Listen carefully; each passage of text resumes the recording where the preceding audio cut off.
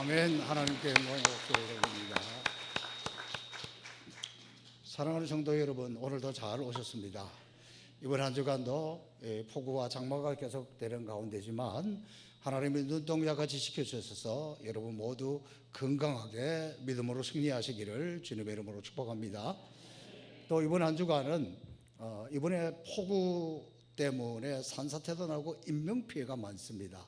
오늘 아침까지 26명이 사망했고 또 상당한 숫자가 실종되어 있는데, 이때 우리는 하나님의 긍휼을 구하고 어려움 당한 분들을 위해서 기도하는 그런 한 주간이 될 수 있기를 바랍니다. 저는 오늘 너무나도 감사하고 감격스럽습니다. 저같이 부족한 사람이 목회한 지 40주년, 그리고 우리 송포교회 20주년을 맞이할 수 있던 것은 전적으로 하나님의 은혜입니다. 제가 20년 전으로 되돌릴 수 있는 게 무엇일까 싶어서 살펴보니까 아무것도 없고 머리 색깔만 20년 전으로 바꾸었습니다. 그래서 그때 그 젊음, 그 기분을 또 여러분과 함께 보고 나눌 수 있어서 이것도 감사합니다.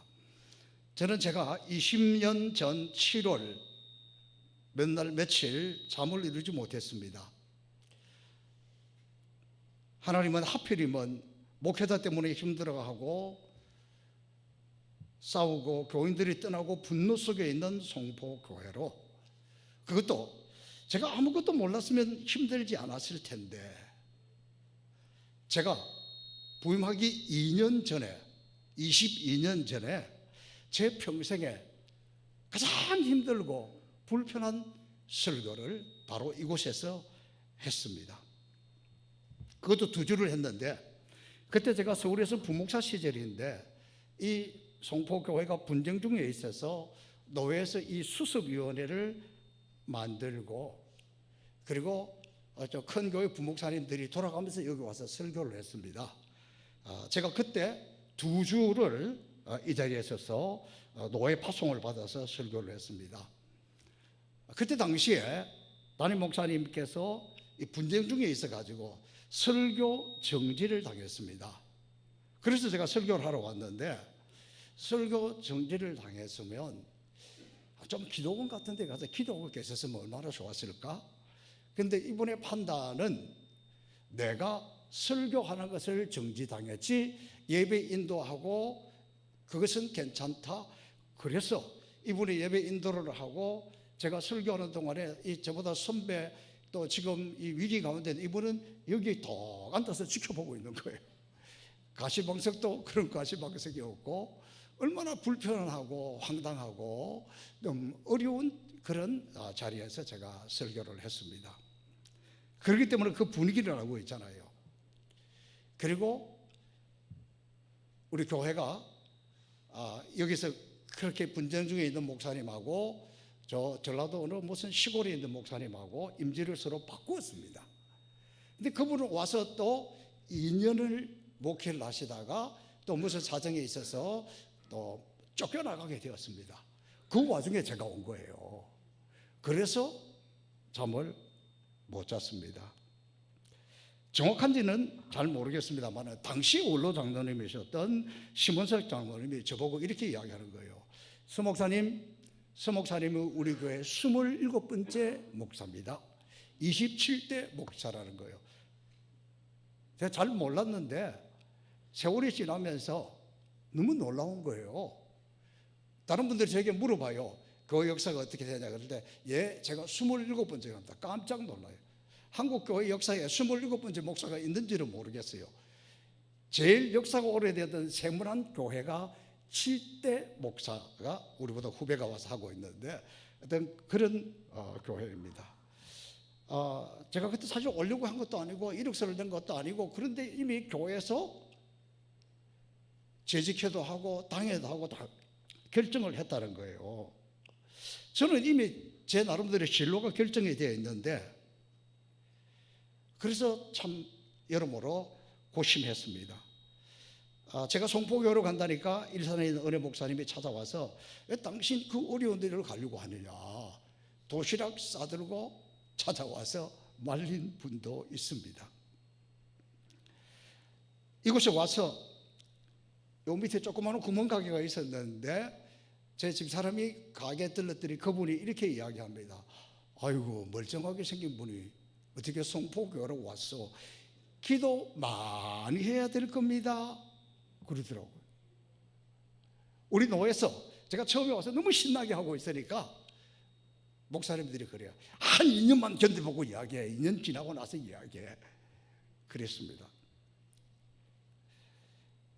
무엇보다도 우리 아이들이 미국 갈 준비를 하고 있었는데 자기들에게 물어보지도 않고 그냥 이 시골로 이사를 해버리고 학교 전학을 시켜버리니까 애들이 너무 황당해하고 방황을 했습니다. 나는 그때 부모가 이사가면 애들은 그냥 따라오면 되는 줄로 알았습니다. 그런데 애들은 그렇지 않은가 봐요. 한동안 방황했습니다. 그때부터 약간 저도 당황스러웠고 조금 겁이 났습니다. 지난 20년의 역사를 살피며 책을 써도 몇 권을 써도 모자랄 것 같습니다. 그런데 하나님께서 얼마나 역사하시는지, 교회가 영적으로 부흥하는 것뿐만 아니라 성령의 역사가 강력하게 나타나면서 성도들의 마음이 하나가 되어서 이렇게 건축도 하고 교회도 단장을 하고 예배에도 기름을 부어주시고 또 선교하고 오늘의 행복의 동산 성포교회로 일어났습니다. 놀라운 것은 성도들이 불일듯 일어나 하나가 되어서 새로운 역사를 만들어가는 과정에도 언제나 반대하는 분들은 꼭 있더라고요.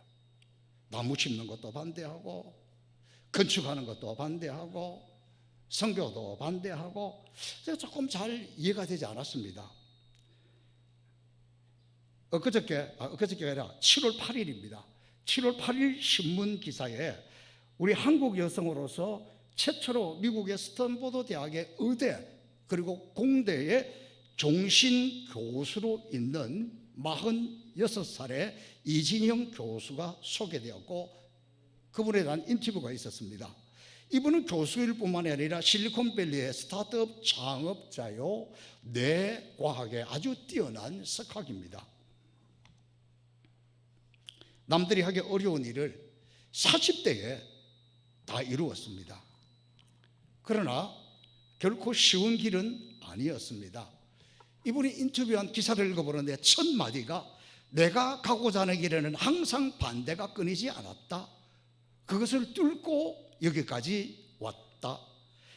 내 인생을 한마디로 정리하자면 파이어니어, 즉 개척자라고 그렇게 이야기를 하는데 확 제 마음에 와닿았습니다. 저도 지난 20년 동안 겉으로는 평안하였지만 한순간도 긴장을 늦출 수 없는 시간이었고 그랬기에 이진영 교수의 한 말이 크게 공감이 되었습니다. 이제 좀 남은 시간은 안정되고 좀 긴장도 풀고 여유롭게 살았으면 좋겠는데 그건 잘 모르겠습니다. 지난 주간 제 동기 목사님 중에서 부산에서 목회를 하고 있고 저하고 나이도 같습니다. 그런 친구가 오늘 오후에 그 교회에 임직식이 있습니다. 그런데 지난 화요일 아침에 뇌출혈로 쓰러져 입원을 했습니다. 긴급히 다른 목사님이 임시당회장으로 가서 오늘 오후에 임직식을 할 겁니다. 그러니까 우리 동기 카톡방에 막 난리가 났습니다. 뭐 이런 일 자주 있어요. 그래서 뭐 기도하고 저것도 이런 것이 있는데 어느 한 목사님이 이렇게 글을 올렸습니다. 동기 목사님들 제발 무리하지 마시고 스트레스 받지 마시고 적절하게 쉬면서 목회하세요. 그 밑에 다음 답글 이렇게 나왔습니다. 누가 스트레스 받고 싶어서 받나? 저는 이것이 목회자고 이것이 저와 여러분의 인생입니다. 어디 쉬운 삶이 어디가 있겠습니까? 쉬운 사람은 또 어디가 있겠습니까? 우리 믿음의 선배들도 마찬가지입니다. 아브라함, 이삭, 야곱, 오늘 요셉에 이르기까지 누가 평안한 가운데 꽃길만 그런 사람이 누가 있습니까? 고난 가운데서 형통을, 고난 가운데서 평안을, 이게 진짜라는 것을 우리에게 보여주고 있습니다. 오늘 요셉이 보디발의 종으로 끌려가서 노예로 살아갈 때 모습을 3절은 이렇게 기록하고 있습니다.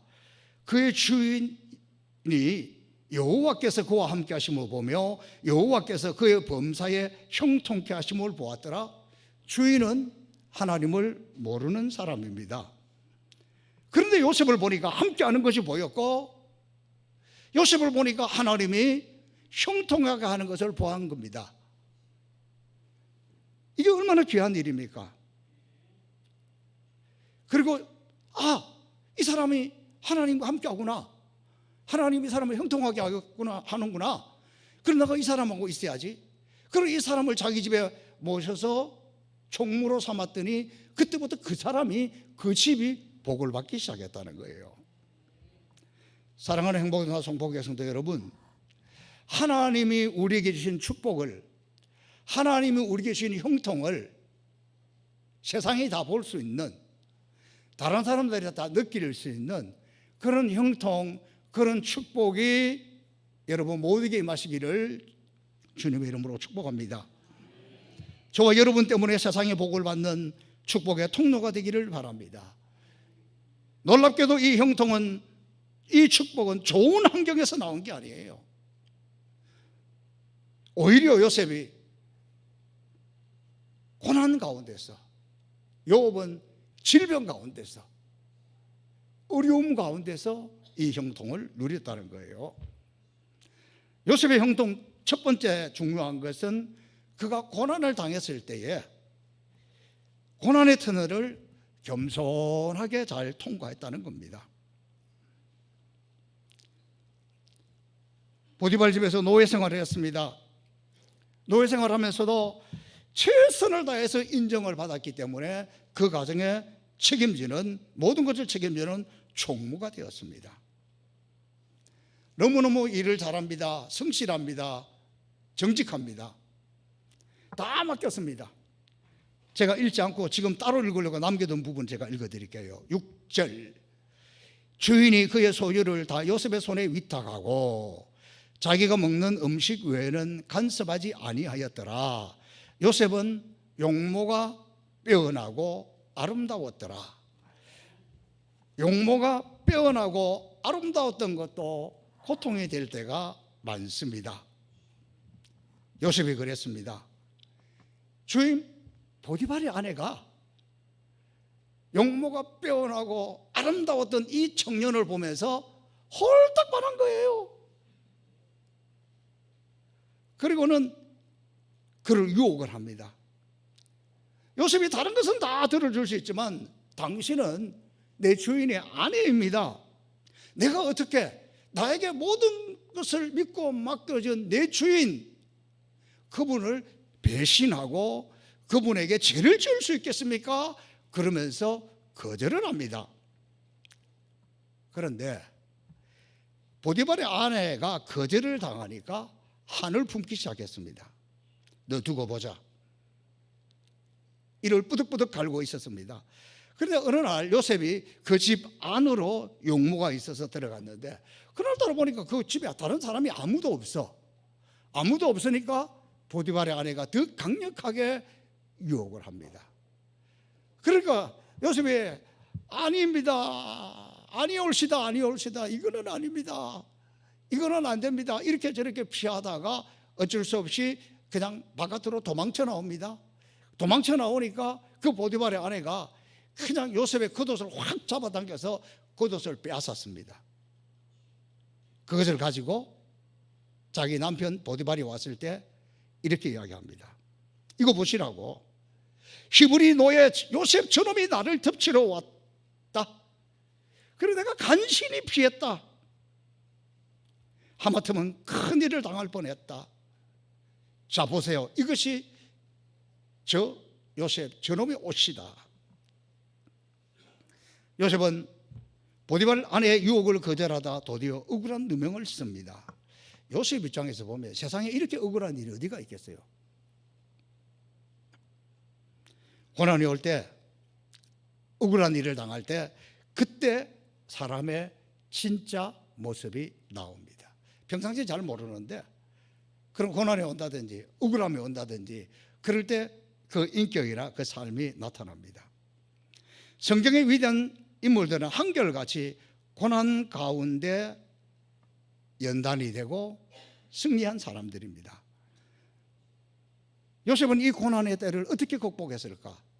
겸손히 엎드려 하나님을 바라보며 나아갔습니다.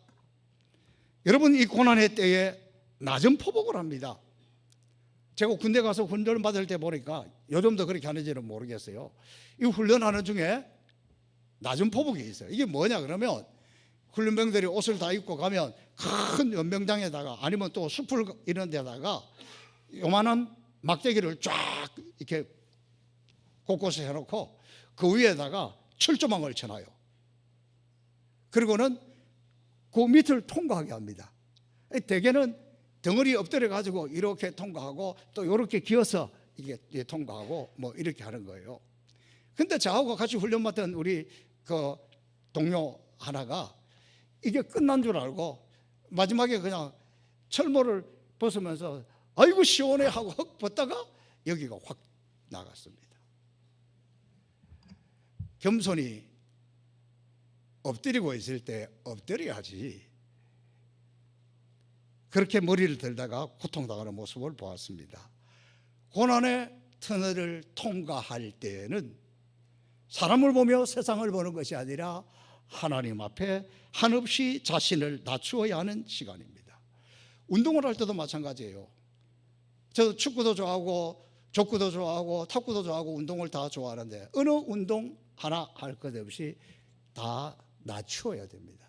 축구할 때 고개를 들고 뒤로 제끼면 똥볼이 되어버립니다.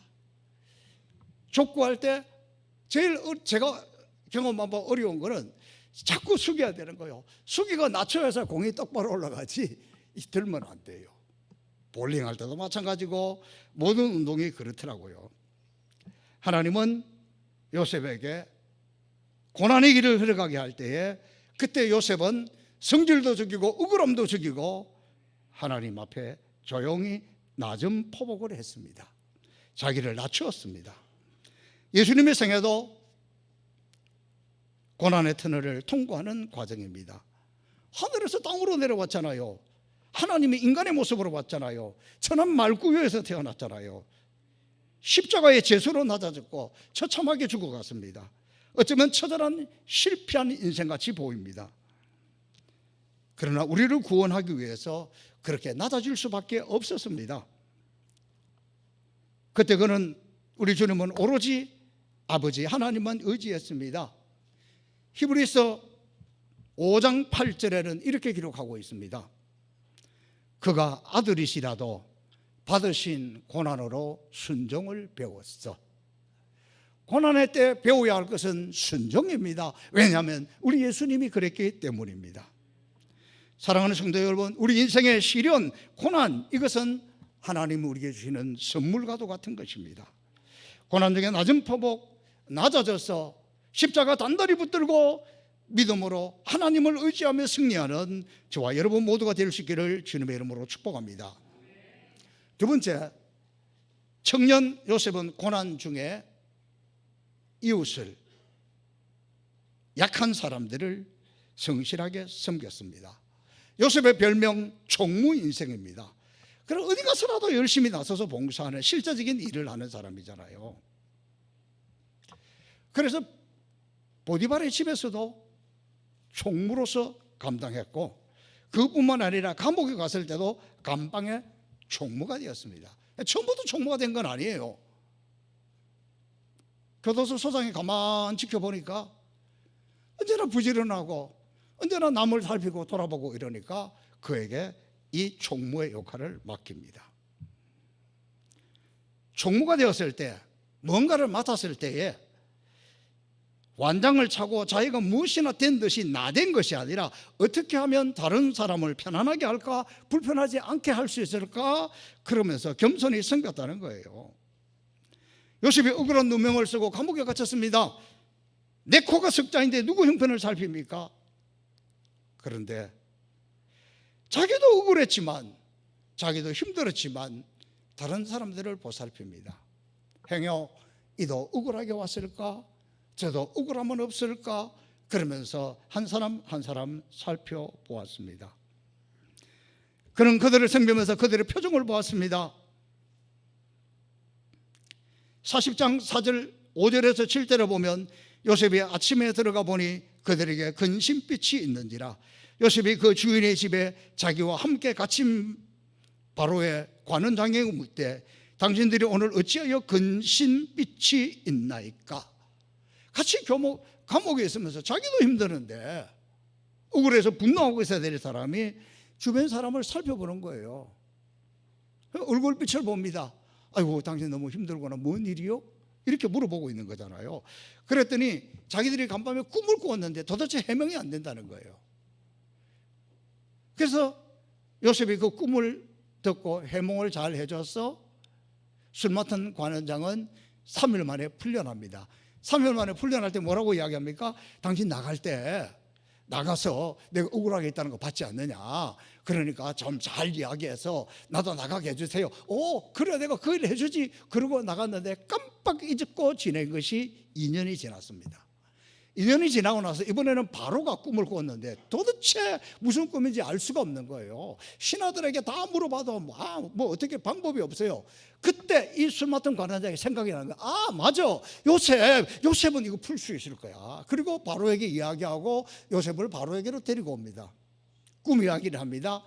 그때 요셉이 꿈을 기가 막히게 잘 설명을 해줍니다.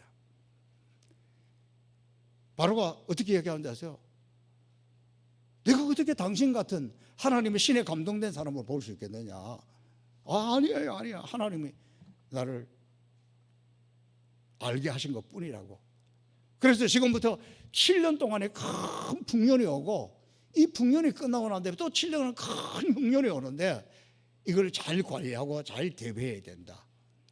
그러니까 바로가, 야, 나 이렇게 명쾌하고 명확하고 이걸 알 수 있는 사람은 하늘 아래 땅 아래 당신 외에 보지를 못했다. 그러니까 당신이 이걸 맡아가지고 나라의 총리가 되어가지고 이 나라를 이끌어 주시고 풍년 때 잘 관리해서 흉년의 때 잘 이겨나갈 수 있도록. 아마도 바로는 제가 볼 때 굉장히 지혜로운 사람입니다. 괜찮다고 7년 동안 편하게 흥청망청했으면 7년 흉년이 왔을 때 죽는 거예요.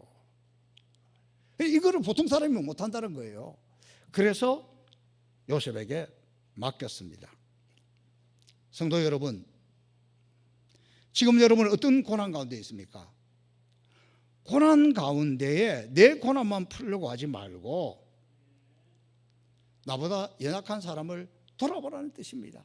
요셉은 자기 코가 석자지만 자기 문제를 돌아본 것이 아니라 다른 사람들의 문제를 보고 도와주다가 감옥에서도 나오고 총리가 되었지 않습니까? 우리 행복사 송보교가 이걸 잘했습니다. 코로나19가 와서 얼마나 어려웠습니까? 얼마나 힘들었습니까?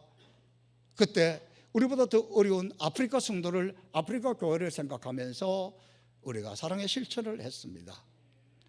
저는 지금도 우리 성도들에게 고맙고 감사한 것은 그렇게 어려울 때에 밥도 하지 못할 때 돌아가면서 떡을 했습니다. 너무 귀한 일입니다. 또 그 떡을 우리만 먹은 것이 아니라 어려운 교회, 우리보다 더 힘든 가난한 교회 우리가 나누었습니다. 그 목사님이 늘 그럽니다. 교회에서는 자기를 나가라 그러고 교회는 없고 이 힘들고 어려운 때에 송포교회 떡 주신 것으로 잘 버텼고 교회가 회복되었습니다. 우리보다 연약한 사람을, 어려운 교회를, 힘든 곳을 섬기면 하나님은 우리를 책임져 주시고 우리에게 은혜를 베풀어 주십니다. 어제 어느 집사님이 교회 기도로 왔다가 대화를 나누게 되었습니다. 하나님 하시는 일이 얼마나 놀라운지. 갑자기 시어머니 영혼 구원에 관해서 관심이 갔습니다. 그리고 막 거기에 매달려가지고 막 집중하고 열심히 하게 되었다는 거예요. 그런데 그 와중에 큰 계약이 이루어졌다는 거예요. 남의 일이니까 그런가 보다 그러는데 좀 같이 아멘해야 내게도 그런 은혜가 임하지. 왜냐하면 이 사업은 이건 너무 컸어. 이루어질 것으로 생각도 않고 기대도 안 하고 그냥 그거는 그거고 가서 그 시어머니 영혼 구원을 위해서 그렇게 노력을 하고 기도하고 막 새벽 기도까지 가면서 기도하는 것도 보여주고 막 그랬는데 뜻하지 않게 하나님은 이렇게 응답해 주셨다는 거예요. 사랑하는 성도 여러분, 내가 응답받으려면 내가 아무리 절박해도 아무리 다급해도 내 기도 속에 영혼 구원, 내가 구원할 사람의 그 이름이 들어있고 그 일에 앞장서게 되면 하나님이 감동해요. 하나님이 감동하시면 응답되는 거죠. 이런 응답의 재미를 본 사람들은 이런 고백을 합니다. 하나님, 지금 내가 너무 바빠서 기도합니다. 왜? 내가 지금 다 감당할 수가 없으니까 하나님께 맡기고 기도할 수밖에 없다는 거예요. 하나님, 내가 너무 바빠서 전도합니다. 하나님, 내가 너무 어려워서 힘들어서 선교합니다. 그때 하나님 역사하신다니까요. 이게 선교하는 사람의 축복입니다. 나를 위해서가 아니라 나보다 더 어려운 사람들, 이웃들에게 복음을 전해주고 물질로 섬기는 것, 이게 얼마나 귀한 일입니까? 저는 오늘 우리 행복상 송복의 20년을 돌아보면서 또 21년째를 맞이하는 첫 주일인데 지난 20년을 돌아보면서 특별히 선교한 것을 돌아보면서 잊고 지냈던 분이 한 분 생각이 났습니다. 한 15, 16년 전인 것 같아요. 비교적 우리 교회 선교 초기인데 선교를 가기 전에 우간다 출발하기 전에 지금은 돌아가셨지만 정종의 권사님이 제 목양실로 찾아왔습니다. 아마도 벌써 대부분 모르고 오래된 교인들만 알고 있는 분입니다. 그러면서 이분이 우간다 선교에 사용하라고 100만 원을 가지고 오셨습니다. 당시에 큰 돈이고 이 권사님에게는 엄청나게 큰 돈이고 아마도 평생 모아두었던 용돈이 아닐까. 혹시라도 자녀들이 알면 시험에 들까 봐 아무에게 말도 못하게 했습니다. 저는 그 권사님이 선교에 관심 있는 줄 몰랐어요. 솔직히 말 안 하니까. 그런데 그 봉투를 받아들고 너무 감격했습니다. 눈물로 축복 기도해 주셨습니다. 이것이 이런 섬김이 또 뭐 그 외에 얼마나 많은 헌신과 충성이 있었겠습니까? 우리가 이런 분들, 이런 섬김이 오늘 우리 행복동산 송포교회 선교의 기초가 되었습니다. 아직도 내가 힘들고 어렵다면, 내 인생이 왜 이렇게 꼬이고 왜 이렇게 억울하다고 느껴진다면 그때야말로 십자가 단단히 붙들고 하나님 앞에 나를 낮추면서 다른 사람을 섬길 때, 이것이 요셉의 형통의 비결이었습니다. 세 번째 요셉의 형통은 하나님께서 함께 하심입니다. 요셉이 어떤 사람인가를 성경은 그 주인이 여호와께서 요셉과 함께 하심을 보았다. 하나님 모르는 사람인데 요셉을 보니까 하나님이 함께 하는 것이 보였다는 거예요. 감옥에 들어간 요셉 21절에는 여호와께서 요셉과 함께 하셨다. 그러니까 요셉이 노예로 끌려가서 총리가 되기까지 그 시간이 13년인데 노예 생활 10년, 감옥 생활 3년, 이 13년 동안에 환경이 바뀌지 않았어요.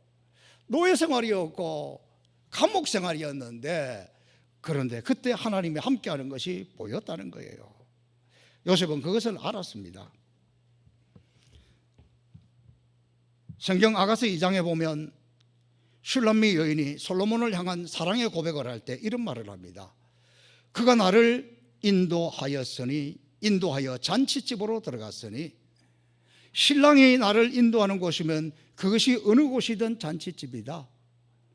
신랑 대신 주님이 나를 인도하는 곳이면 그 길이 힘들고 어려운 길이라 할지라도 그분이 함께 가시는 길, 그분과 함께하는 그곳은 잔치집이다. 다시 말하면 내 인생의 주권을 전적으로 하나님께 맡깁니다. 이것을 하나님의 주권이라 그럽니다. 주님이 내 인생의 주인이라고 하는 겁니다. 그때는 그곳이 어느 길이든 어느 곳이든 잔치집이라는 겁니다. 여러분 인생은 지금 잔치집입니까? 평생 어떤 분은 마음이 불편하고 힘들게 살아가는 사람도 있어요. 왜냐하면 하나님의 주권을 인정하는 것이 아니라 자기 중심이기 때문입니다. 저는 일찍 목회자가 되었을 때 이 부분에 대해서 많이 고민을 했습니다. 그걸 깨달았다는 것이 제 인생의 가장 축복 중에 하나입니다.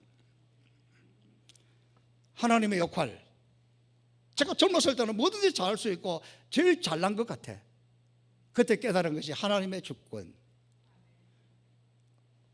저를 향해서 이렇게 말하는 것 같습니다. 네가 하나님이 되고 싶으냐? 천사가 하나님 되고 싶어 하다가 사탄이 됐다는 거 알잖아요. 하나님 주권이 얼마나 어려운지 아세요?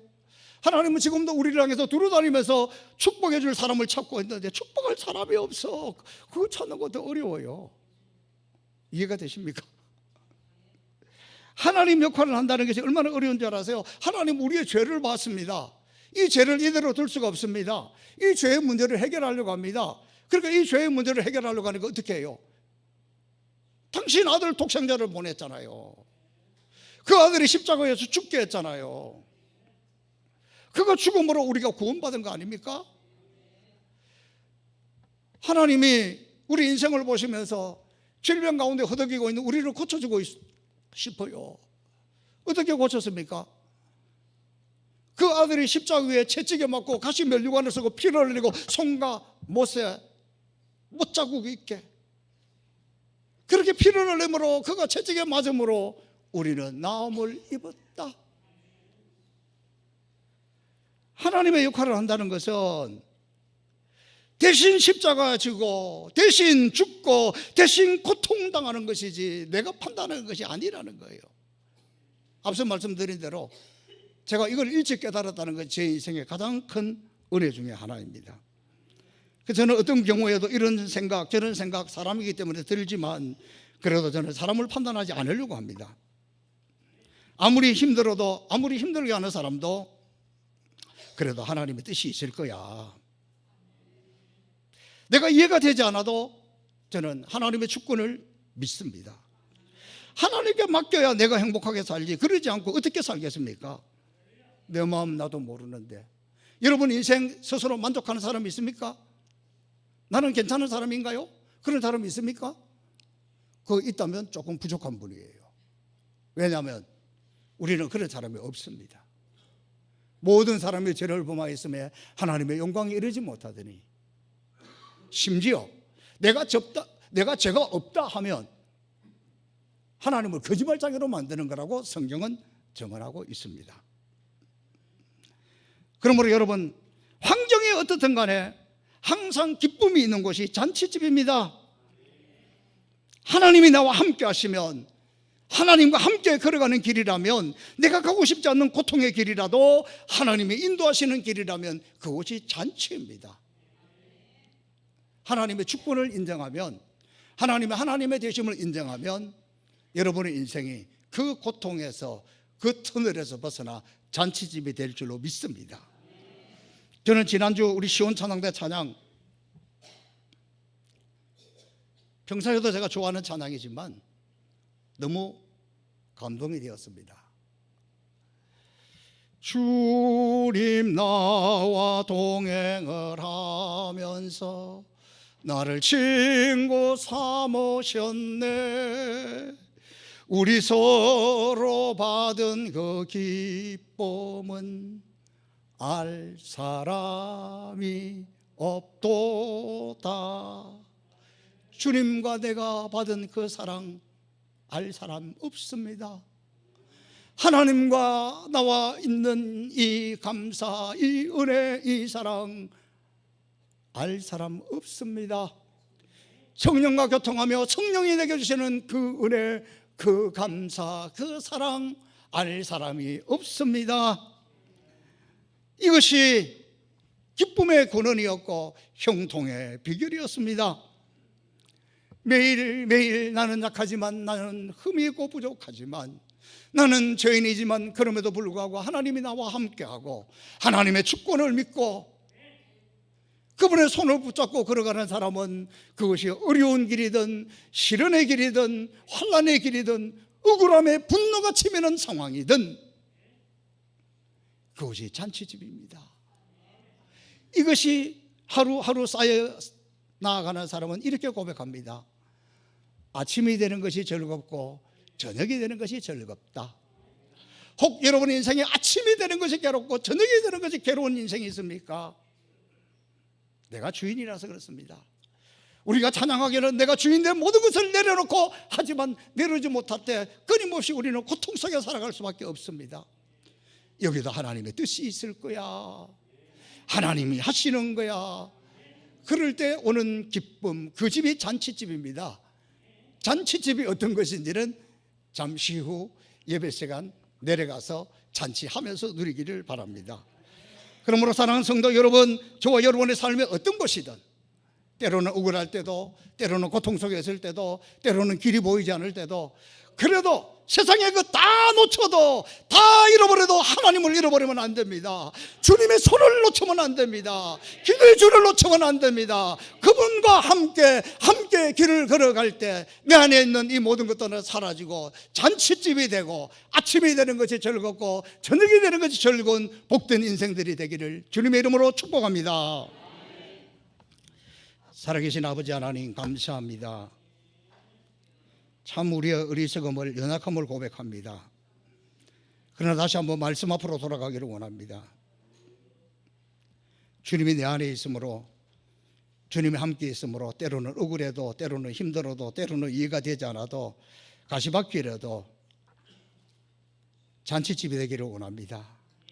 아침이 즐겁고 저녁이 즐거운 하나님의 자녀들 행복한 삶을 살아가도록 축복하여 주옵소서. 감사하며 예수님 이름으로 축복하며 기도하옵나이다. 아멘. 다 함께 일어나셔서 결단의 찬양 드리겠습니다.